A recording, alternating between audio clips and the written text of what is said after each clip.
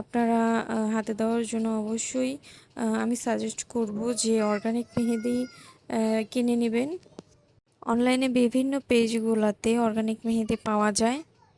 এই লোটাসটা একটু কঠিন, কয়েকবার প্র্যাকটিস করলে আশা করি খুব সহজভাবেই আপনারা দিতে পারবেন। প্রথমে একটি পাপড়ি দিয়ে নিয়েছি, ওটার থেকে আরেকটু দূরত্ব বজায় নিয়ে আরেকটা পাপড়ি দিয়েছি।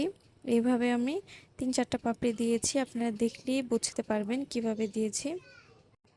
তারপরে সবগুলো এভাবে ভরাট করে নিব। অবশ্যই সাবধানে ভরাট করব, একটার সাথে একটা যেন লেগে না যায়, লেগে গেলে আবার দেখতে খারাপ দেখা যাবে। পাপড়িগুলো প্রত্যেকটা আলাদা লাইনের হবে। এর আগের যে লোটাসটা ছিল ওইটার পাপড়িগুলো ছিল একদম জয়েন্ট করা, এটার পাপড়িগুলো জয়েন্ট হবে না, প্রত্যেকটা আলাদা আলাদা থাকবে। যেহেতু পাপড়িগুলো আলাদা আলাদাভাবে ভাগ করা